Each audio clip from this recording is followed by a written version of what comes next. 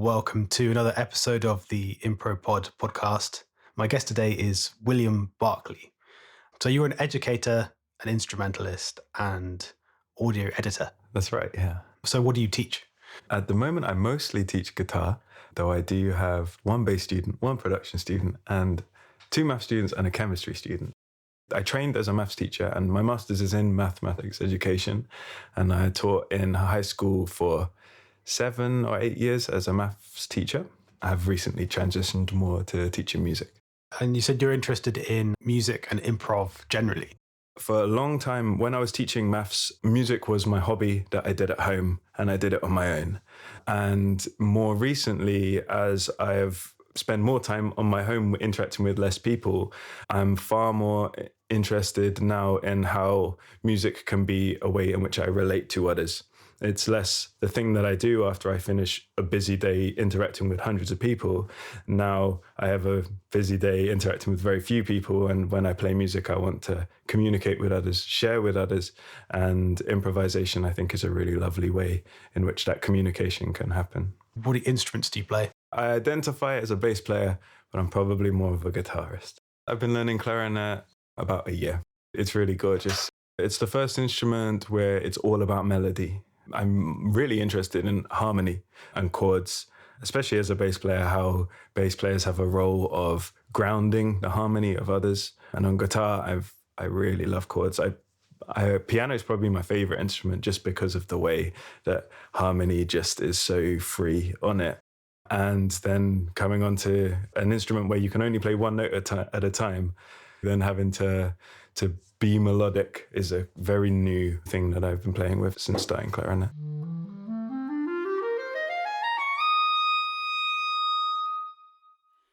I'm going to play you a piece of music, and I'd like you to tell me what it makes you think of. So that's any kind of thoughts, emotions that come into your mind. And it's completely improvised, so I haven't thought about it, prepared it at all.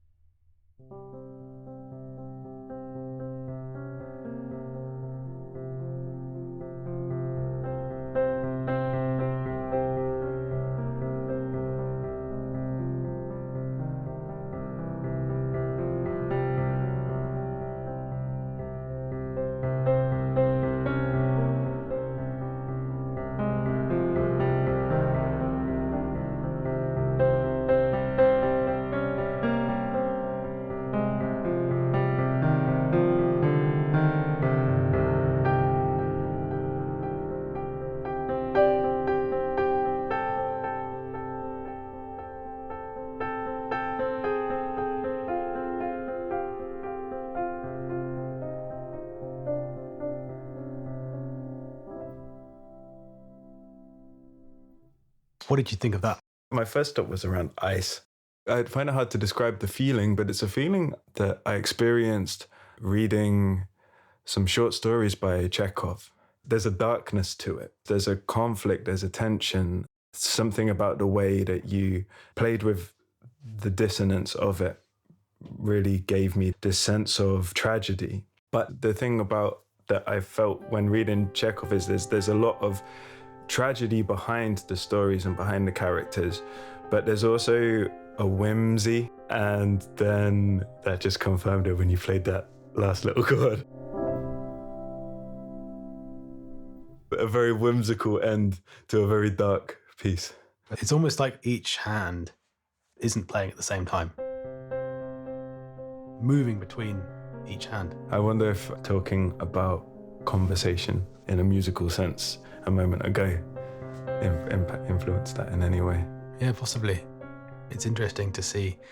Actually, I haven't really talked about that, but what happens before we start recording or I start playing has probably had some sort of influence on the improvisation.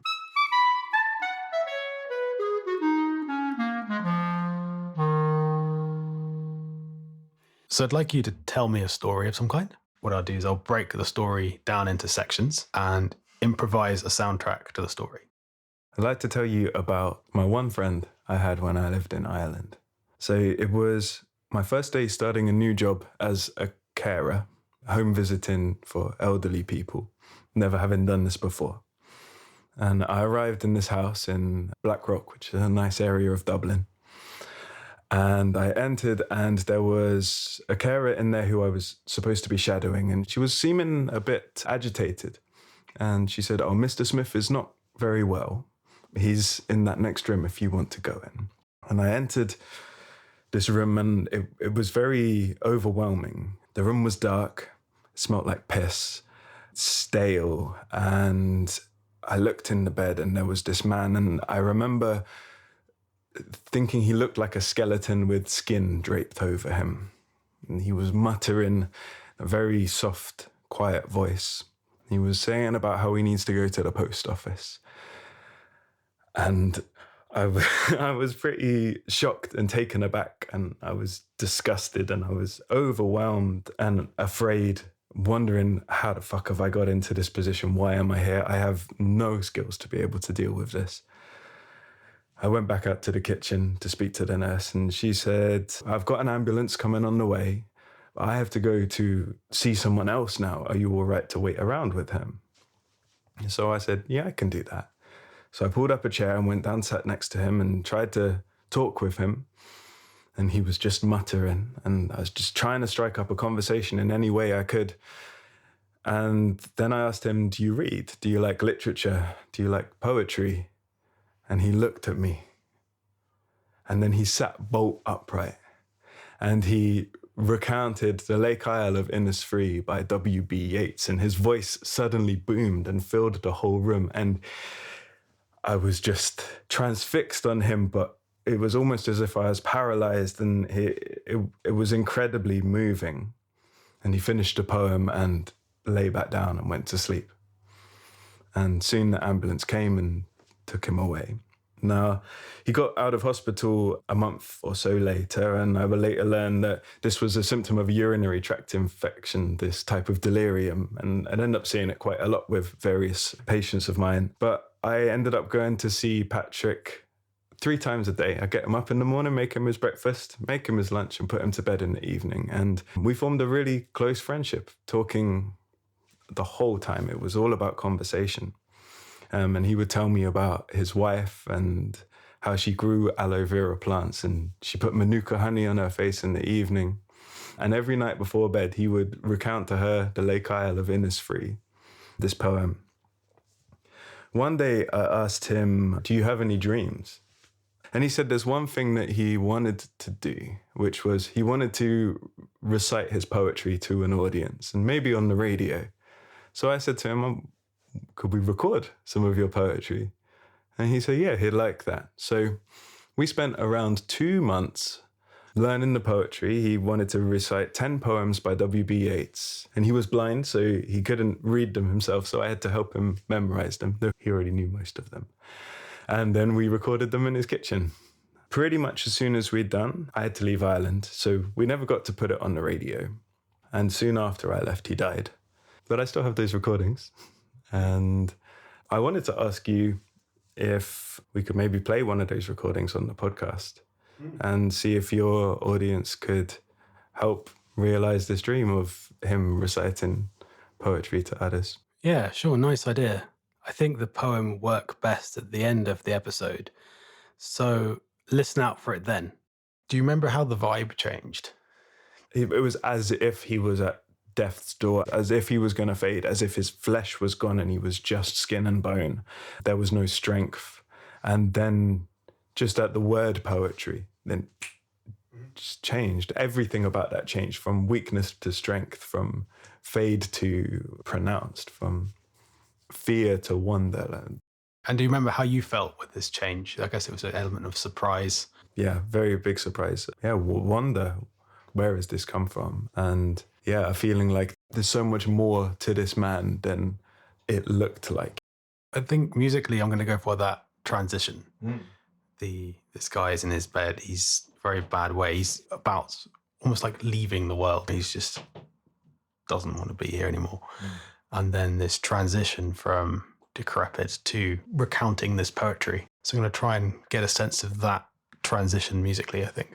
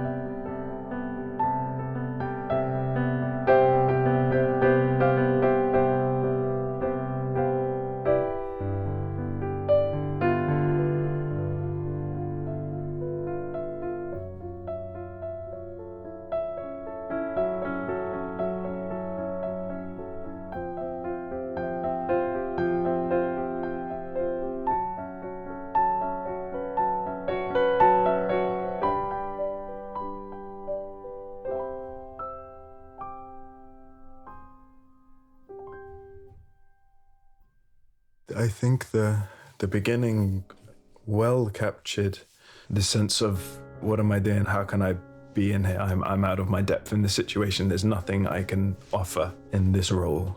That moment of being in that room for the very first time, being in Patrick's room, I didn't hear in the music the change where he started reciting the poetry, but what I did hear was this development of the friendship. And I met him in winter, it was November, and I was seeing him throughout the winter and the spring, and it was the beginning of summer where I left Ireland, and I really felt that sense of spring, particularly morning, like spring mornings and conversation and being in his kitchen, and I felt like I was there within his kitchen, and I really felt like I was in the room with him there, and I don't think I've felt that, placed myself too deeply in that position since then. I was playing these major 9 chords, which are, as you say, quite spring-like. For the first section, I was going for this idea that he's stuck. When you see someone in a situation and you don't know how to help them, it's like beyond your control. So musically, I was portraying that with just a sort of sequence of notes which are disconnected. They don't go anywhere. A cyclical thing going on. I gather he's not around anymore. Yeah, he died soon after I left, yeah.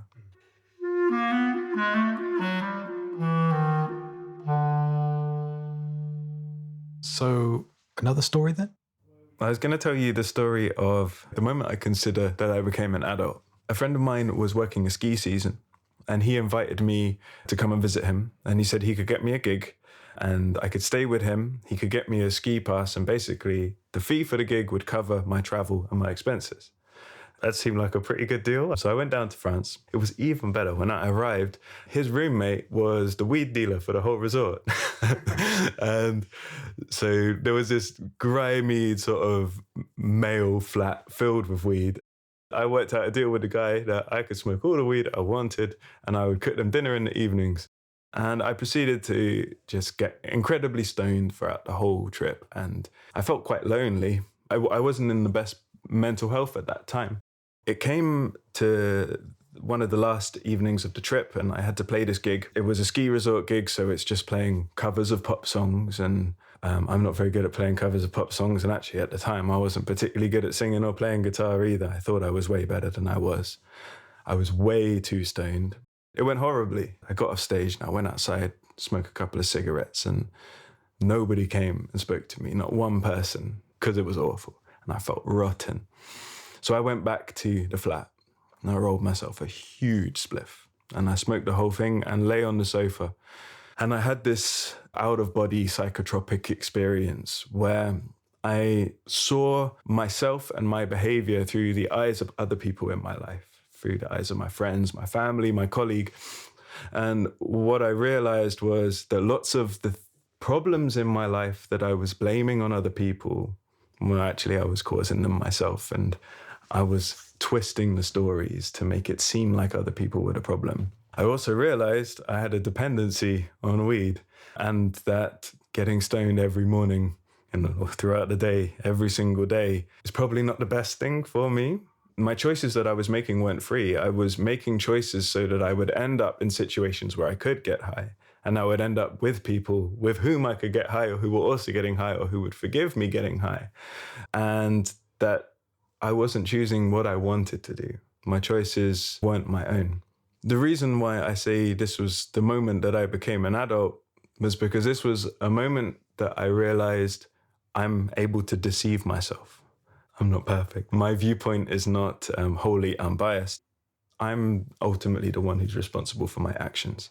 That my problems are largely of my own making, and that I must be accountable for them. It's a story about realization, really, and a story about gaining self-awareness.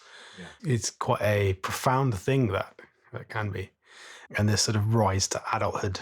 And often, not like I really have that much experience, but often you need a time of crisis or a little bit of a crisis to push you forward in terms of your evolution. Musically then, I could go for the sense of isolation, and then the gig, the stoned gig. That might be quite a kind of fun thing to do. Do you remember what song you were playing? One song I remember was Oh, yuck. It's even cringy just saying it. Diggity. Classic. Singer-songwriter plays hip-hop on acoustic guitar. So to clarify, you mean No Diggity by Blackstreet and Dr. Dre. I like the way you work it, no diggity. The weird thing is that song is taken from a sample, Bill Withers, who's just playing the same thing over and over again and doing the rap. I think in that song, there's loads of people who contribute to the vocals and that, and it's a real coming to get it's made by all these different people putting what that sample inspires in them. So we have some isolation, and then you find this guy who deals weed, and then you start getting really stoned. And so there's probably a enhancement of isolation if you're just smoking. Definitely. So you got isolation, weed, enhancement of isolation, the bad gig, then process of realization, seeing yourself from another perspective. The resolution comes in that I still live with what I learned there in a very lovely way, formed how I am as an adult and how I'm kind to myself, but also self-aware.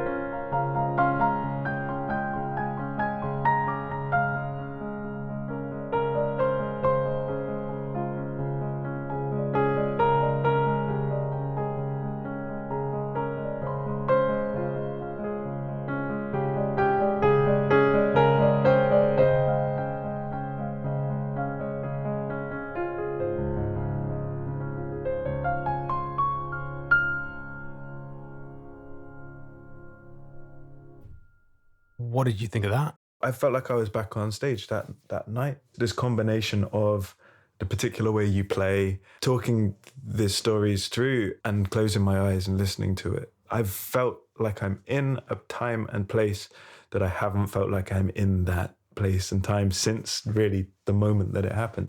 I'm surprised at how powerful this experience actually is for me.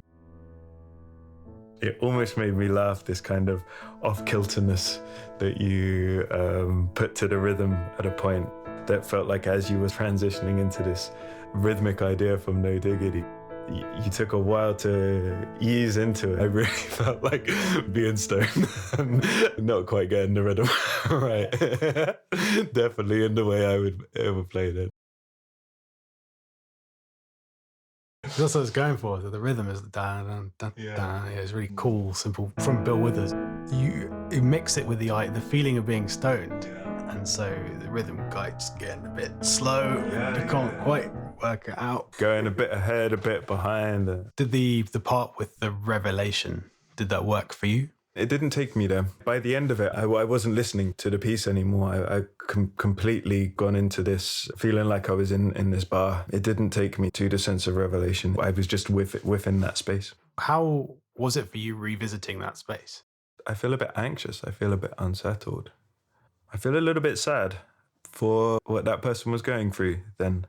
I remembered that I had this little stomp box thing, like a bit of wood with a pickup in it that I used to tap my foot on to make a little bass beat.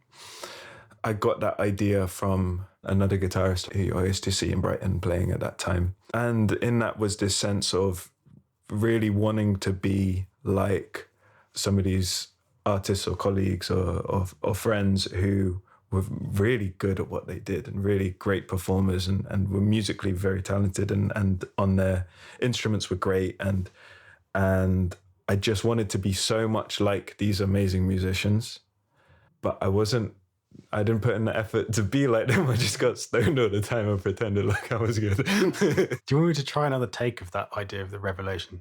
Seeing yourself from a different perspective. The music? Yeah. Yeah, I would love to, yeah. So we're going to go from stoned, no diggity, to different sense of perspective.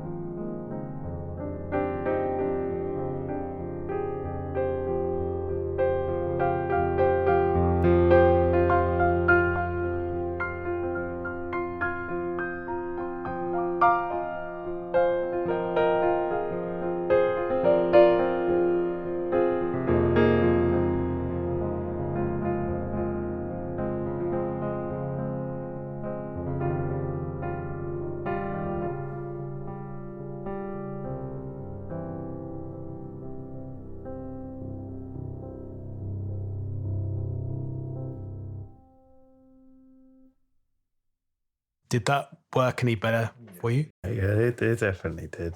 As you came down, the phrase that's on my head is like getting off the high horse, coming down from these false illusions and planting your feet on the ground. And I was wondering if you were going to resolve all the tension,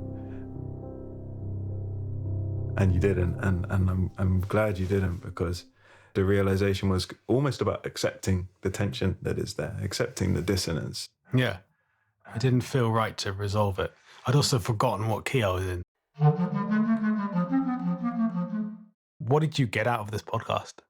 Loads of things, particularly your playing. I'm learning about improvisation at the moment and really trying hard to engage with improvisation. And one thing that I hear all the time is about storytelling and sense of narrative and journey, and how this is part of the process of how you're deciding what to play and how what you're playing emerges, that the story is baked into it. And I think that's really lovely. But to be then complicit in the creation of the story, that there's this conversational aspect to it. Thank you very much for being on the podcast. It's been very insightful. Oh, thank you. If people want to check out your music, or if they want to book a lesson on, was it chemistry or maths or guitar, where can they find you? You can find me on Instagram, and my address is Ginger Tea Room. Ginger Tea Room. Yeah, like ginger tea, the drink, and the room. And of course you work in Bristol, right? Yeah, I'm really good to Bristol, yeah. Right. So before we go, here's the recording of Patrick Smith reciting The Lake of Innisfree by WB Yates. I will arise and go now, and go to Innisfree, and a small cabin build there, of clay and wattles made. 9 bean rows will I have there, a hive for the honey bee, and live alone in the bee loud glade. And I shall have some peace there, for peace comes dropping slow, dropping from the vales of the morning to where the cricket sings. There midnight's all a glimmer, and noon a purple glow, and evening full of the linnet's wings.